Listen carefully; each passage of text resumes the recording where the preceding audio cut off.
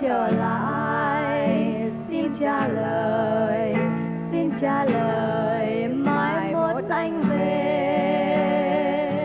300 years ago, this land was known only to Native Americans, the Indians who camped at the base of the Notch in the mountains. But in time, long after European immigrants had settled here to build new lives in an atmosphere of political freedom and religious tolerance, this place became an army camp, known as Fort Indiantown Gap.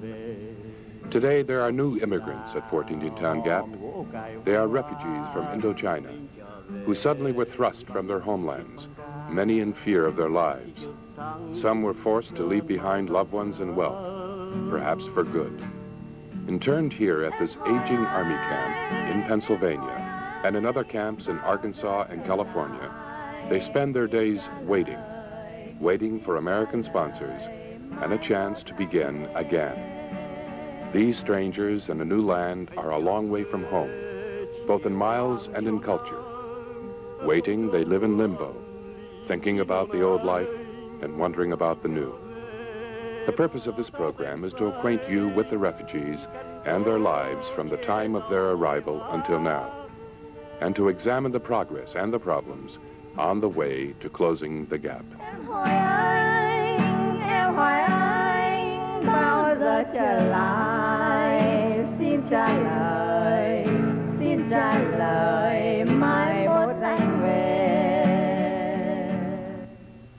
This is Bob Larson inside the refugee area at Fort Indiantown Gap, Pennsylvania.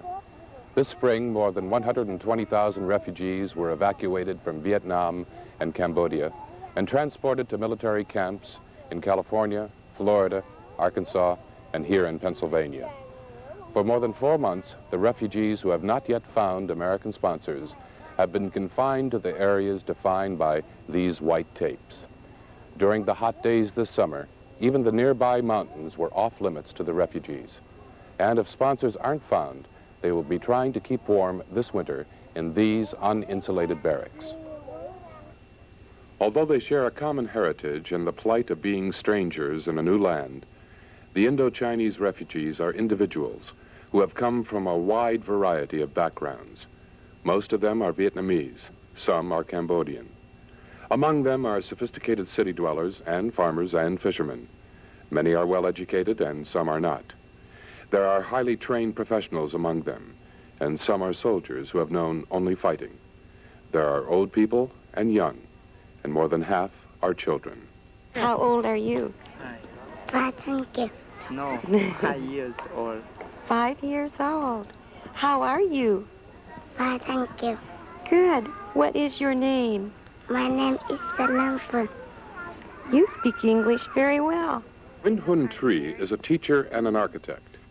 She and Win Tran Quoc, a professor from the University of Delart, who have known each other for 7 years, were married in the refugee camp this summer.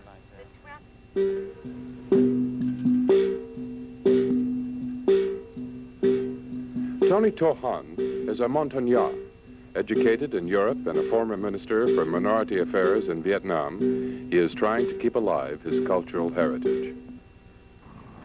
Win Tri Tu was a secretary in Vietnam, the wife of a Vietnamese Air Force officer. She managed to escape with her infant son and her brother and has been futilely trying to locate her husband. Most of the refugees, like Tien Dao, ex-soldier whose wife and baby failed to escape from Da Nang, have had tragedy in their lives. I always have in mind, after I left Vietnam, that nowhere is my home, and anywhere can be my home.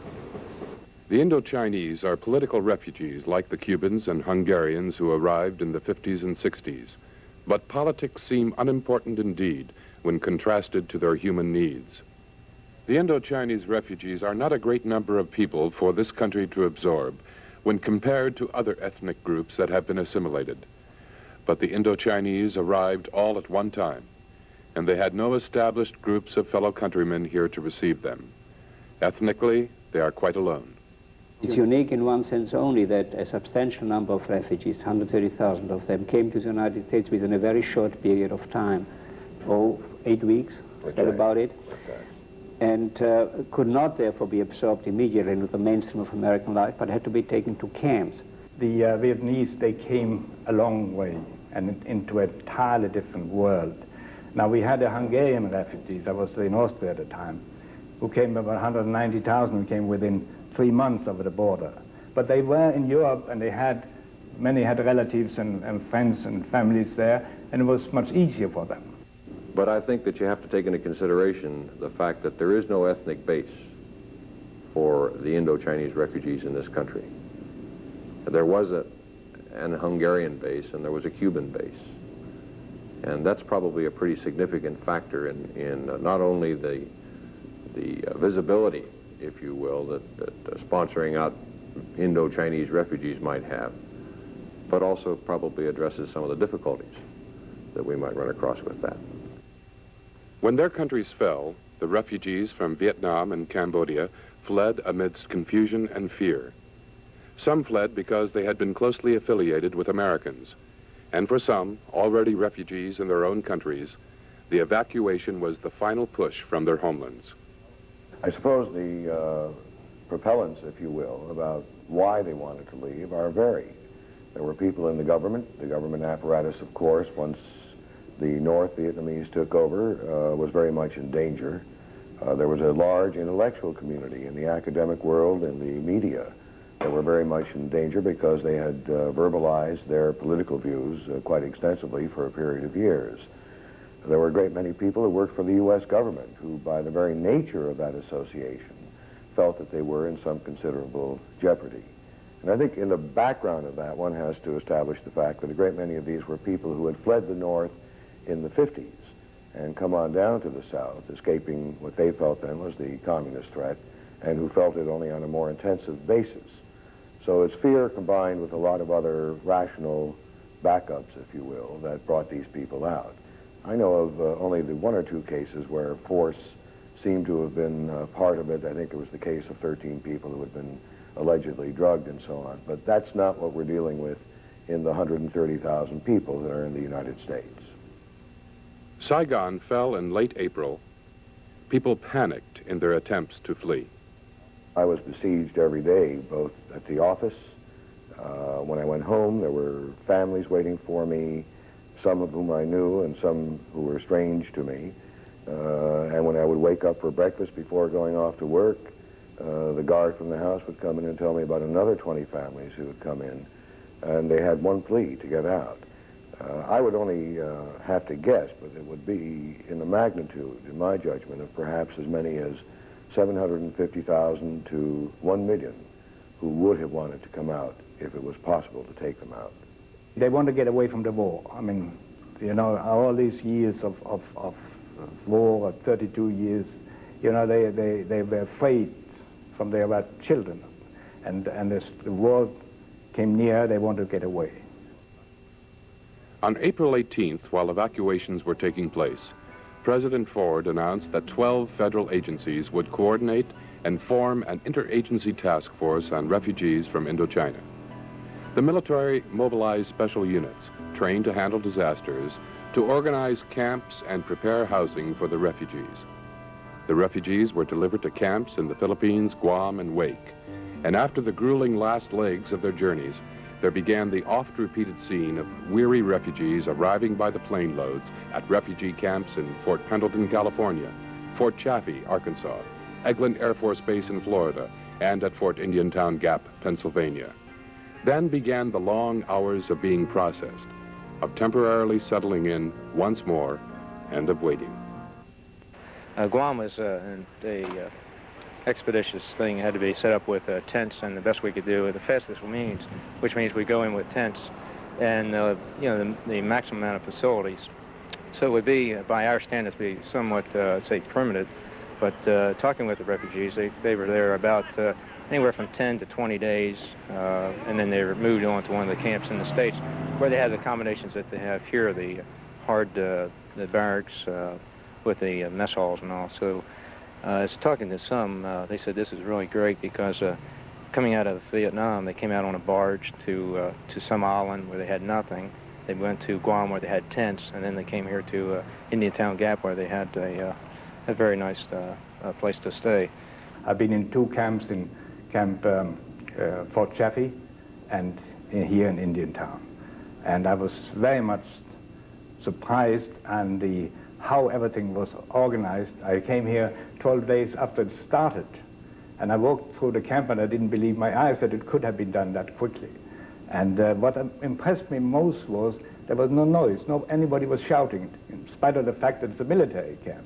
There was no way to protect people who were uprooted, as these people were, and removed thousands of miles from their homes without knowledge of where hope was coming from. There was no way of really protecting them completely from despair, but that there were ways of making them feel that there was hope. And essentially, I think what I said to the commanding people was that you should treat these people like you treat your neighbor, or your friend, or your brother. If his house was burned out or flooded, you reach out, you touch them, you hold them, you give them a sense that they still have a lot of worth and that there are people that still love them and want to help them.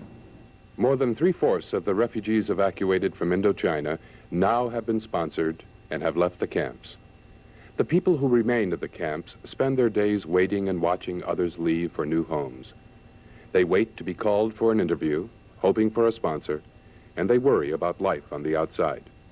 Bolstering up sagging spirits and fighting the homesickness and boredom is a continuing effort for everyone in the refugee camps, and singing familiar old songs seems to help. This is a performance by refugee folk singers who recently toured Fort Indiantown Gap and Fort Chaffee.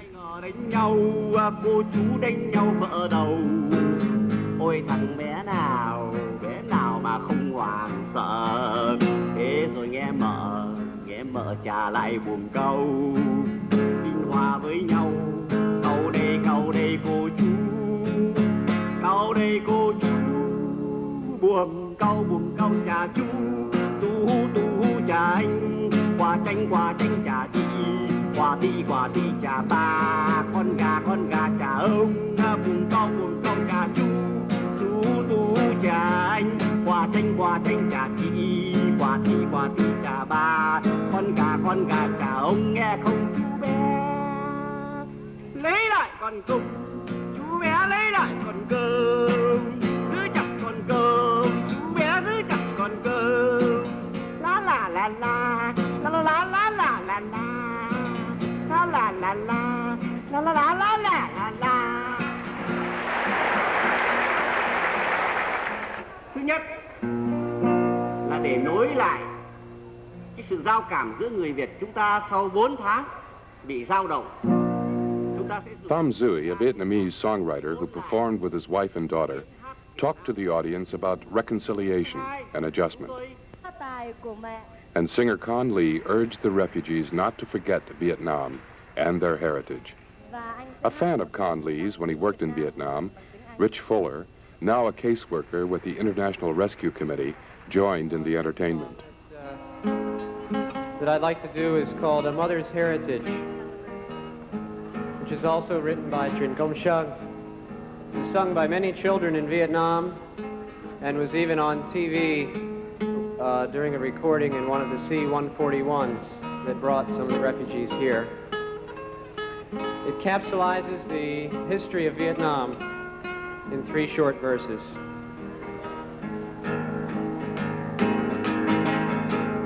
Thousand years of Chinese reign, 100 years of French domain, 20 years fighting brothers each day, a mother's fate left for her child, a mother's fate, a land defied.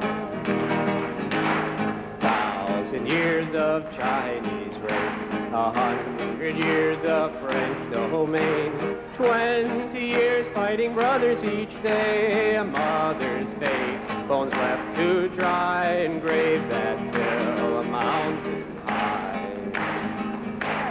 Teach your children to speak their minds, don't let them forget their kind, never forget their kind from old Vietnam. Mother, wait for your kids to come home, kids who now so far away roam, children of one father, be reconciled. Một ngàn năm nô lệ giặc tàu, một 1,000 years of Chinese reign, 100 years of French domain. While stubbornly maintaining their own identity throughout their long history, the Indo-Chinese have had to adapt to the Chinese and French cultures. Now the refugees in this country must adapt once more. And learning English is a major concern. The Coca-Cola is cold. The Coca-Cola is cold. The Coca-Cola is cold. The Coca-Cola is cold. Although many are bilingual and well-educated, most often their second language is French. This summer, survival English classes for adults taught by volunteer teachers were well attended. The students participated as if their livelihoods depended on it. And they do. Yes. You see on page 63, size 14, 16. Do you have any questions? Okay. This is size. How big? Okay. Size. Size. Size. Size. Yeah. Size. Size. The refugee camps are run by a loose confederation of the military and government agencies. The military oversees the housing, food, and medical needs of the refugees. The mess halls are run by the military and are manned by a private contractor. The refugees say that the food is plentiful and quite good, but they miss their favorite condiment, a fish sauce called nuc mam. However, with soy sauce as a substitute, they manage to impart an oriental flavor to mess hall spaghetti. Ice cream is a new favorite food for the children, and sometimes is eaten with a strange utensil called a fork. The only regular source of news for the refugees at Fort Indiantown Gap is the camp newspaper called Good Land and printed in Vietnamese, English, Cambodian, and French. It's published by the Army. On July 3rd, the refugees read about a big celebration at the Gap planned for an American holiday called the 4th of July.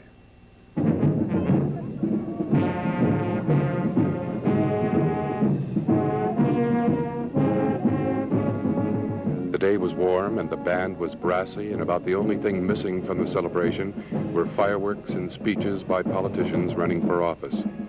The refugees had been in camp for a little more than a month, and there was a certain excitement for both the refugees and the Americans working at the camp in participating in the rediscovery of America. God bless America, land that I love. On July 4, 1776, the people in the United States declared their independence from England. To keep this freedom, a war was fought and won. Every year, a celebration is held throughout the land. This freedom, fought so hard for, belongs to everyone in the United States.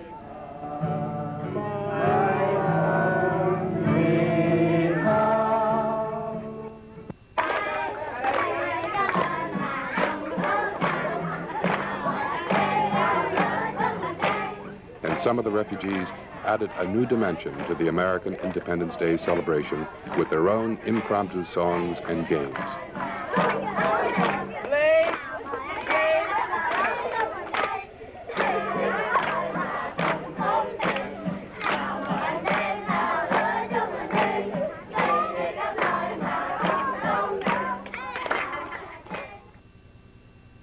After July 4th, the camp returned to business as usual. And for a refugee, that means making the best of a temporary situation, as seen in this essay developed by a Vietnamese refugee photographer. He calls it A Refugee Family's Life in Camp. In Vietnam, Mr. Tuan worked as a contractor while his wife operated a drugstore. Once a respected, wealthy businessman, he lost all his belongings with the demise of his country. Now at age 43, Tuan, his wife, and 9 children must begin again. Perhaps to symbolize this start, their youngest child, a son, was born at Fort Indiantown Gap. For Tuan and his family, life in the camp is providing an opportunity to learn about American life and customs.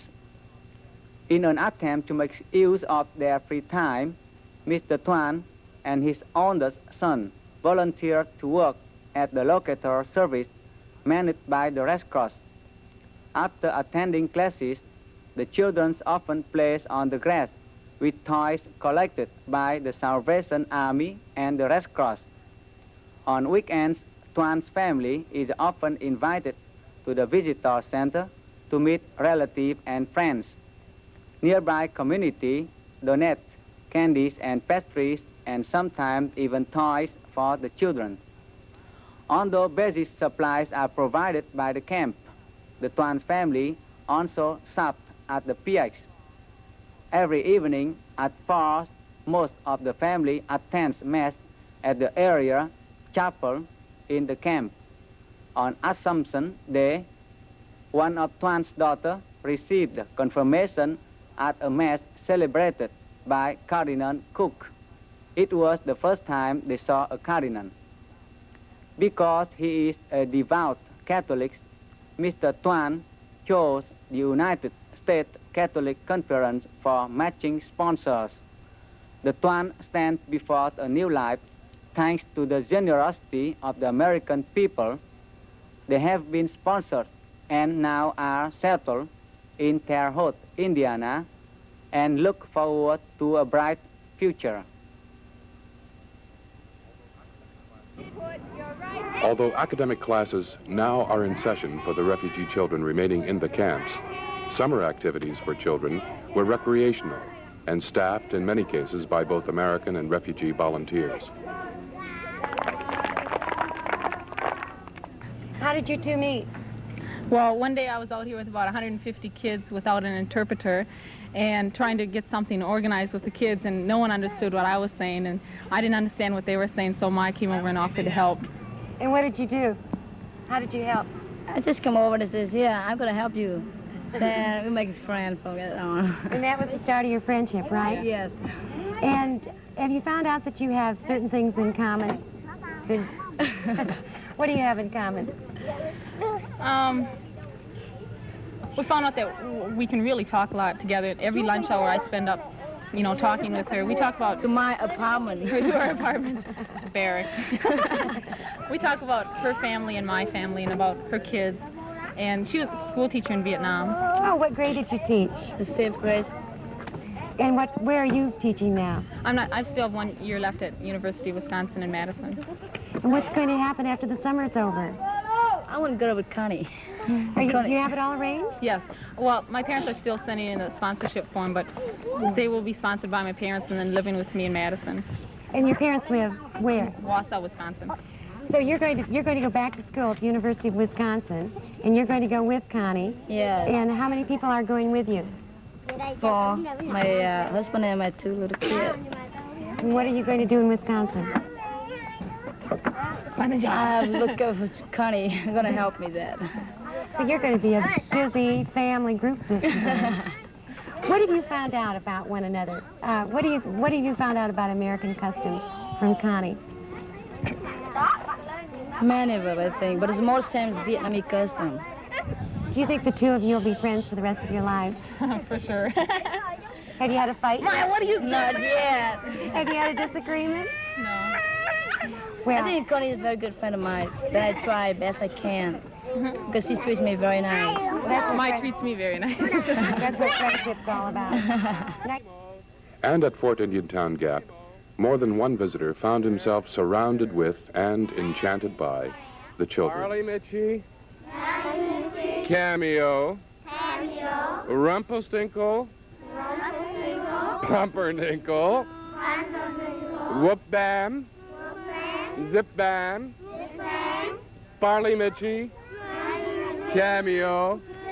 The important part, I love you.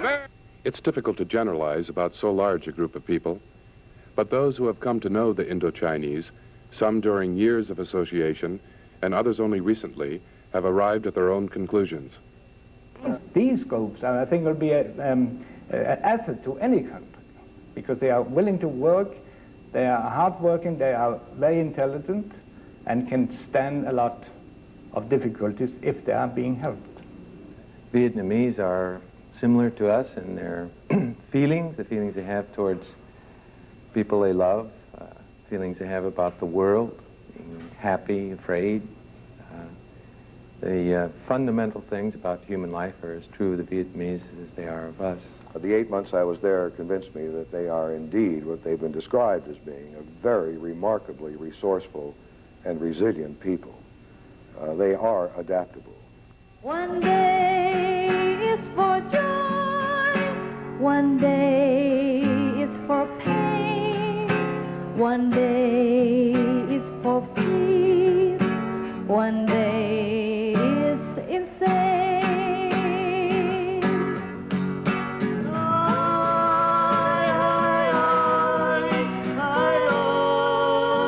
This life we lead, this life we lead.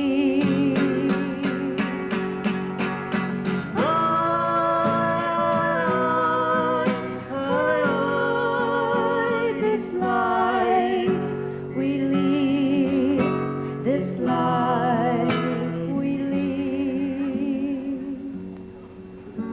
One day is for fear, one day to be brave, one day is to kill, one day is to save, one day understood, one day is perplexed, a hero, one day the tractor to nails.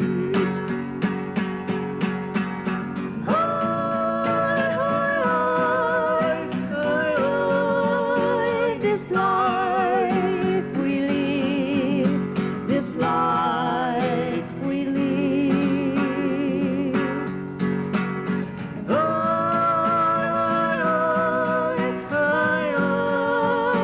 This life we live, this life we live. One lifetime of love, one lifetime of hate, one life we must choose, one life for our fate, one life we have lost, one life we have kept, one life that we curse, one life we accept.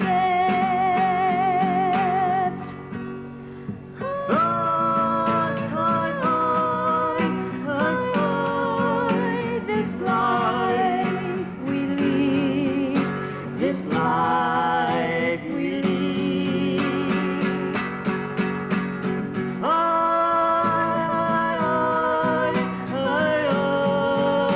This life we live, this life we live. We've been talking about family and friends. And trying to understand a new culture that one must learn to fit into is a difficult situation, especially when one is confined to a refugee camp. A 3-hour indoctrination lecture is given to those who are about to leave the camp. What does the American mean when he uses the word family?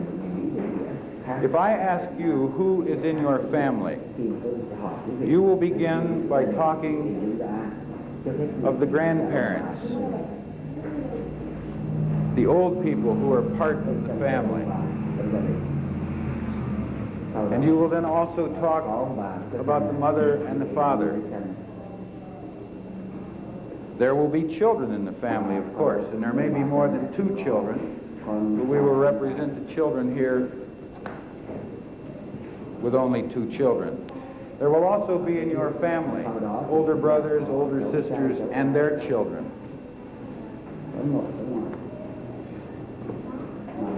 And probably in your family, there will be cousins, children who have come from another city to go to school, and while they're in that city going to school, they will be part of your family. So your family will include many people. It will include many generations. For the American, the family includes the mother and the father, and the family includes the children, and that's all. And the American family, furthermore, is always dividing and separating. When these children grow to be adults, they will each marry, and they will live separate from one another, and they will live separate from their parents. And of course, they will have children of their own. They will be separate families, because the American family is mother, father, and children. And there may be more than 2 children, but it will still be mother, father, and children. So that when we use the word family, we're talking about a group of people that is mother, father, and children. When you use the word family, you are talking about a group of people much larger that will include the grandparents. It will include older brothers and their wives, or younger sisters and their husbands and their children. And it may include children from a distant family who are now part of this family. Now, what does this mean for you? Well, it means that in the American family, the individual American who needs assistance and help from time to time will not have the large numbers of people that he can depend upon. He will either have to take care of himself, or he will depend upon government agencies and social organizations. In your family, there will be many people that you can depend upon. On September 19th, the 100,000th refugee from Indochina was sponsored. And in spite of the fact that substantial numbers are leaving the refugee camps each day, there are thousands in the camp still waiting. The government expects to spend upwards of $600 million for the total refugee resettlement program. It was hoped that the program would take 90 days. If it had, the refugee camps would be closed by now.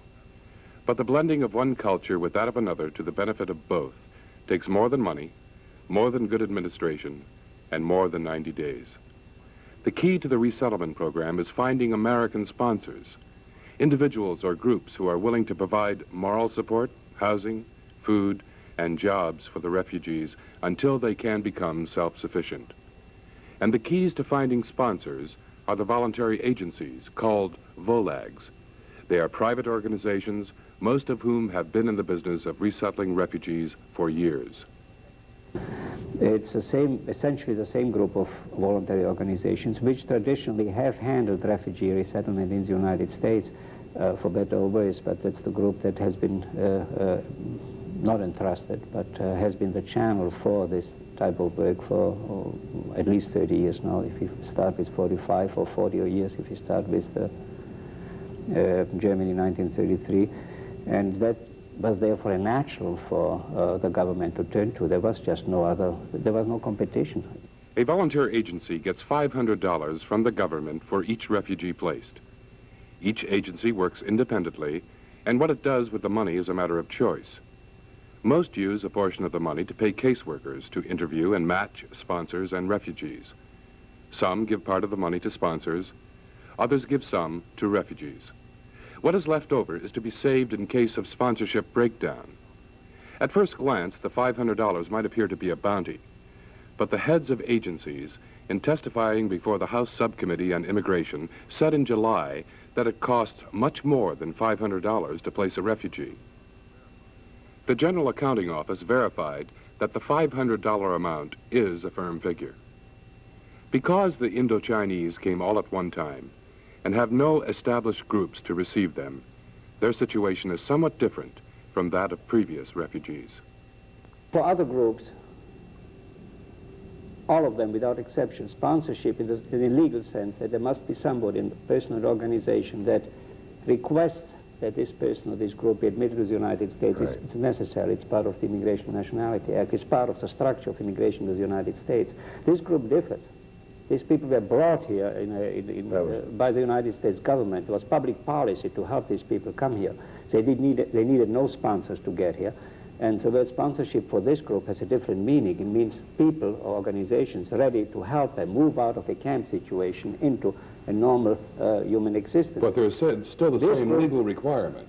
No, for this group there's no legal, it's a practical requirement of sponsorship. Well, I'm not quite sure that we don't have a minor area of both semantic and technical problem here. All I was suggesting was that the process, the structure that normally exists is precisely as you described it.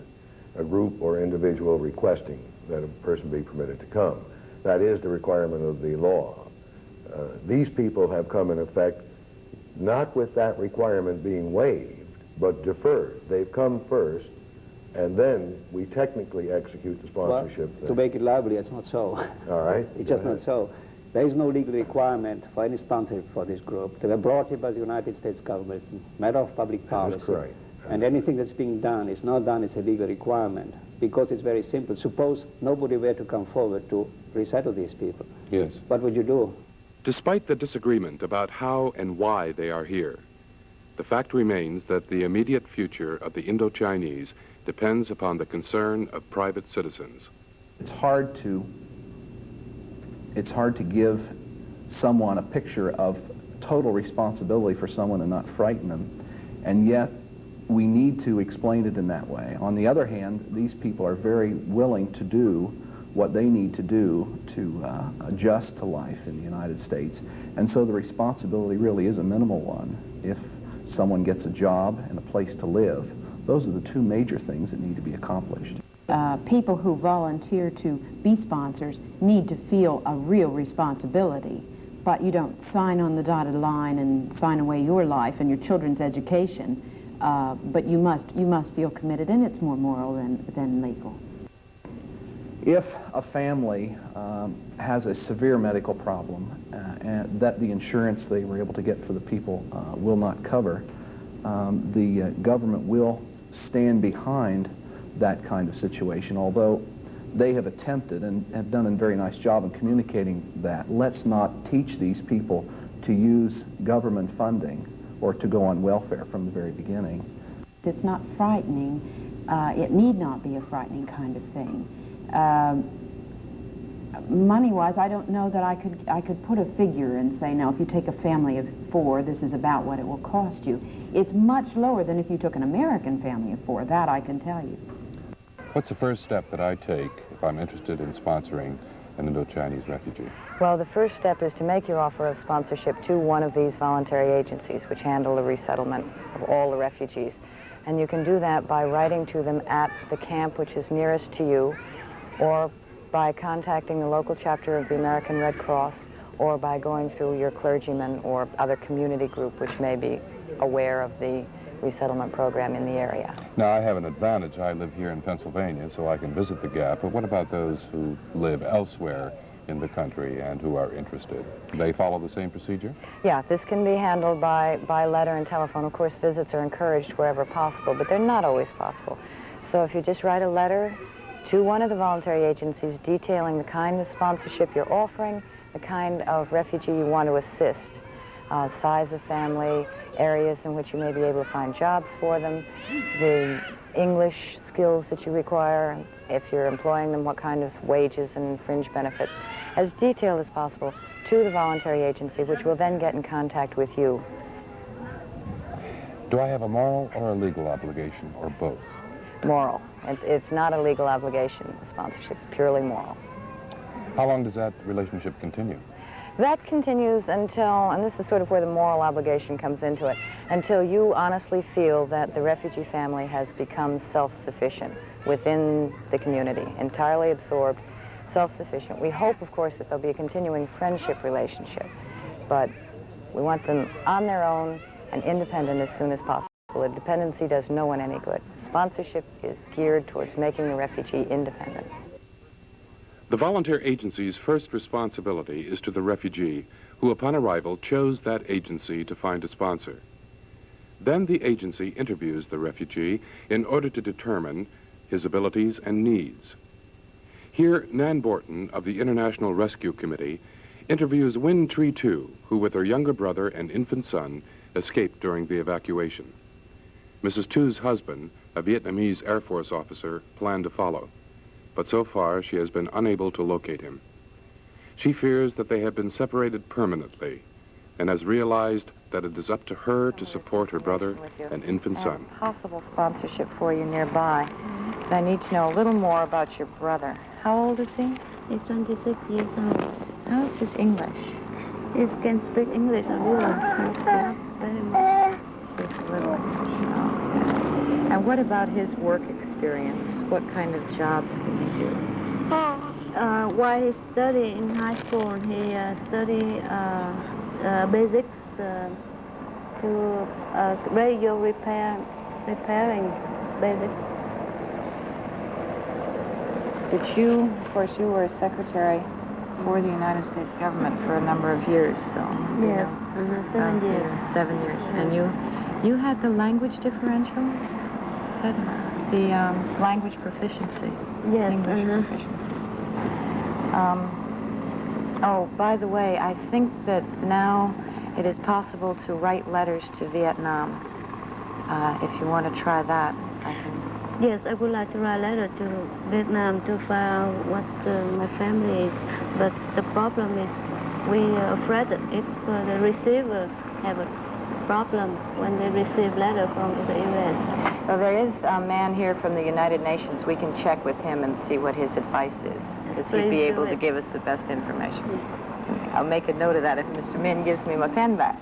After determining the refugee's abilities and needs, the volunteer agency then goes about matching the refugee with a potential sponsor.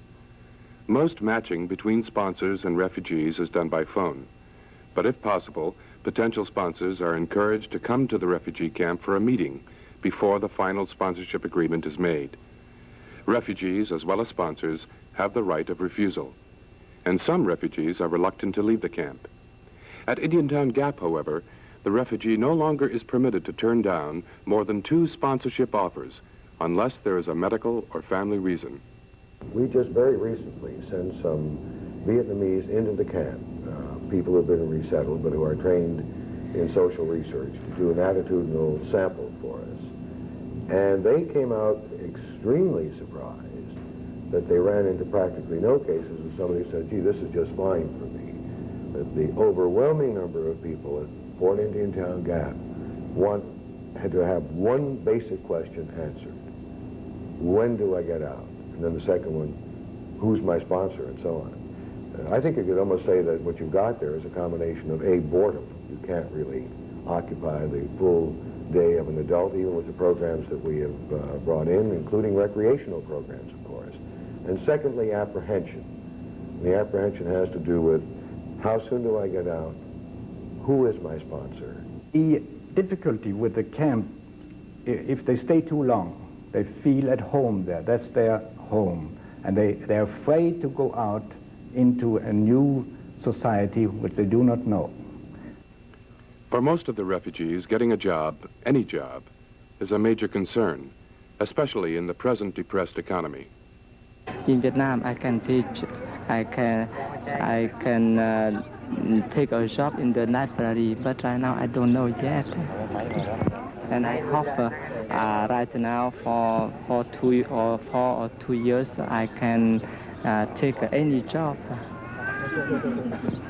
The reason why there's unemployment in certain fields, in factories and whatnot, is that Americans would rather not work in those kind of jobs and would rather wait for something else. The refugee would gladly go ahead and take it for a while, knowing, well, I can do that for a while and then I'll get to know people and find my way around. We have, in effect, put into our computer the data on whatever job skills do exist with each individual. And then when we get, as we sometimes do, good job offers, by good I don't mean necessarily maximum wage, but I meant legitimate job offers, we're frequently able to track that back in and go over to the voluntary agency who has the particular case of the particular individual and say, in this community, we now have 5 potential jobs for these 5 individuals if you can locate the sponsor. Most agencies are encouraging group sponsorships. The farm sponsorship by the St. Teresa's Parish in New Cumberland, Pennsylvania, appears to be working out well. The farm children seem to be adjusting, and they've discovered that kids need not speak the same language in order to have fun playing dolls and a new game called football.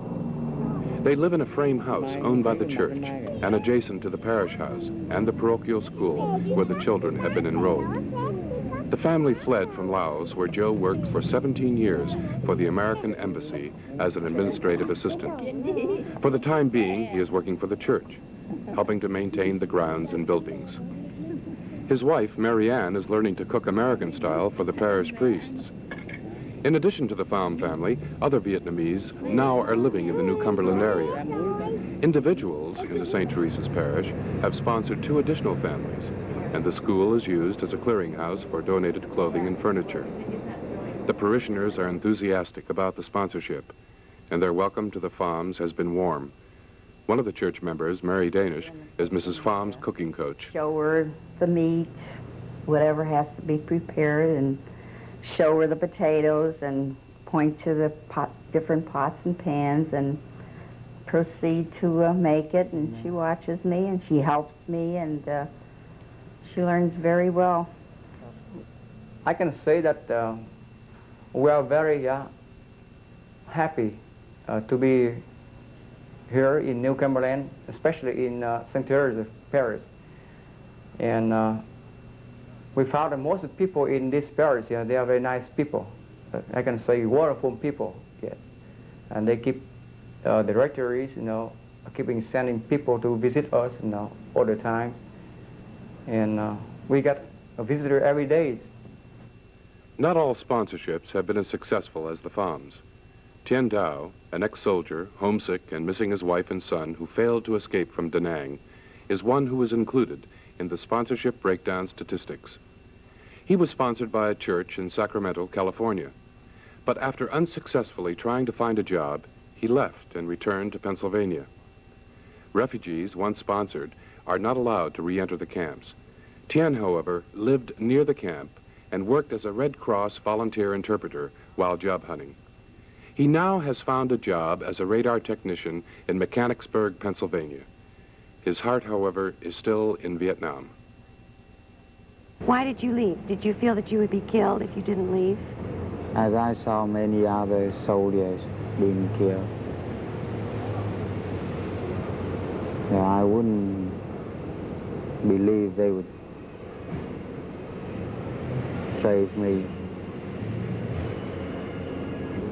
Can you explain about being sponsored out and what happened and why you're back at the Gap? Except for the 2 small children, the others are all about 20, and we were worried of staying jobless, as we didn't like to go on the ask for the welfare and social security, so we obliged ourselves to stay home and wait for a job opening and get a start for our new life. Do you think you'll ever be able to get your wife and your son out of Vietnam and bring them to the United States? That is what I've been wishing, but I don't think if it will become realizable or not, because as I've been in Vietnam, I've been with the war with the communists. I understand that it's very hard for them to live with the communism, and it's much harder for them to get out of Vietnam. Do you think they're trying to get out? Have you heard anything from them? No, I didn't hear anything from them since the day I left Vietnam. Since the day Da Nang fell. And I've been searching for them in the refugees camp in Vietnam, but I couldn't find them. I hope you do find them. I've been thinking about that every day.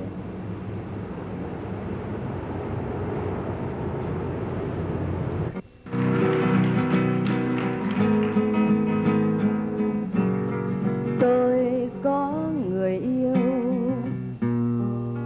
chết Con Lee, like Tien Dao, also is mourning the loss of a loved one.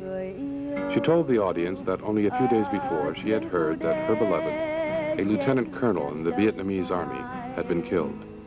And she shared her sorrow with them by singing a song about another woman in Vietnam who had become deranged from grief over the wartime death of a loved one. Only she, Con Lee said, is luckier than I, because I am sane and am fully aware of my pain. Tôi có người yêu, bỏ xác trôi sông, chết ngoài ruộng đồng, chết rừng mịt mùng, chết lạnh lùng, mình cháy như than. Tôi muốn yêu anh, yêu Việt Nam. Ngày mới lớn tôi đi môi gọi thầm, gọi tên anh, tên Việt Nam gần nhau trong tiếng nói giá vàng. Tôi muốn yêu anh, yêu Việt Nam. Ngày mới lớn tai nghe quen đàn mình, thừa đôi tay từ làn môi. Từ nay tôi quên hết tiếng người. Tôi có người yêu chết ở Pleiku. Tôi có người yêu nằm chết cong queo, chết vào lòng đèo, chết cạnh gầm cầu, chết nghẹn ngào, mình không manh áo. Tôi có người yêu chết trận Ba Gia. Tôi có người yêu vừa chết đêm qua, chết thật tình cờ, chết chẳng hẹn hò, không hận thù, nằm chết như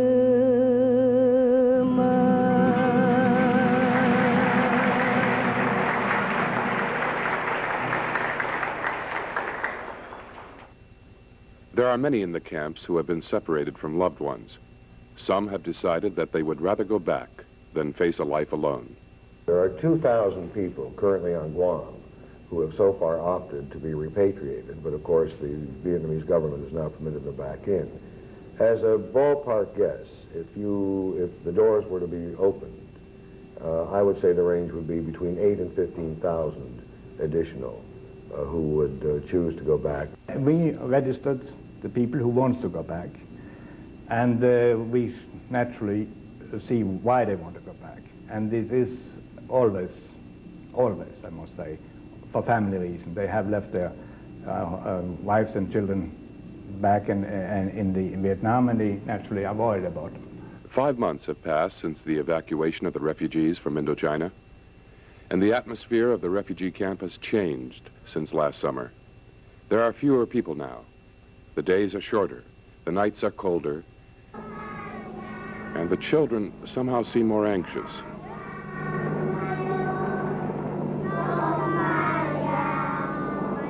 Those remaining in the camps, now that most have been sponsored out, face the dreaded cold weather and a maze of uncertainties.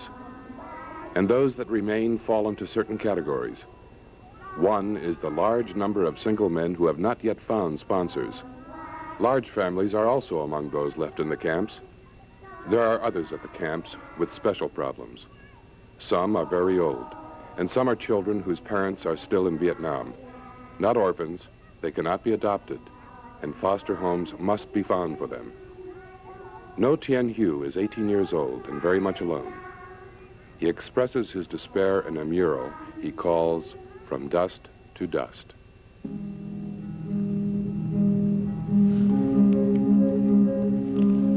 Bức tranh này tựa đề là Cát Bụi. The title of the painting is Dust to Dust. Phần đầu, bức tranh diễn tả khi xanh và những kỷ niệm êm đẹp hồi thơ ấu của em cho đến lúc trưởng thành. The first part of the painting describes my birth, the memories from my childhood to adult life. Với những giọt nước mắt đầu tiên của em, My first tears, hình ảnh quê ngoại, my grandmother's village, con đường trước cửa nhà, the street in front of my house. Phần màu nâu là kỷ niệm một mùa thu hồi em 16 tuổi.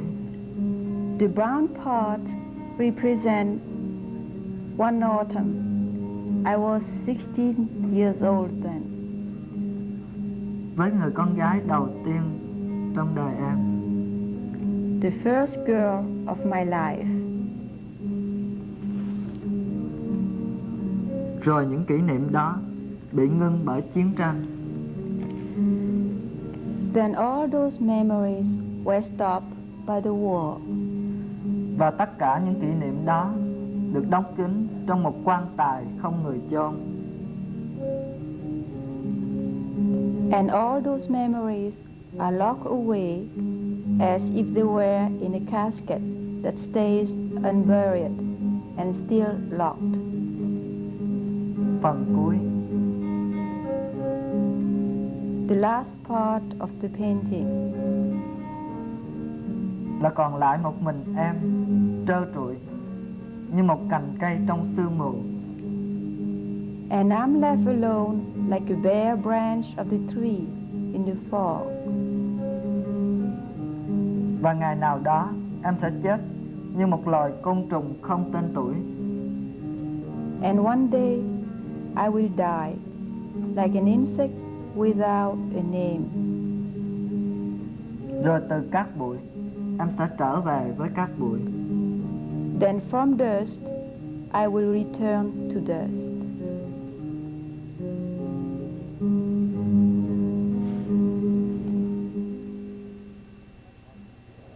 The question could be asked, why should we help?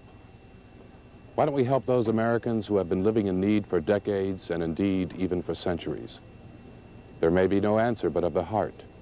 We are largely a nation of immigrants. Perhaps our first service to ourselves is fulfilling an historical obligation, an obligation that is neither political nor philosophical nor moral. It is a human imperative. And who knows, perhaps we might find joy in helping to close the gap.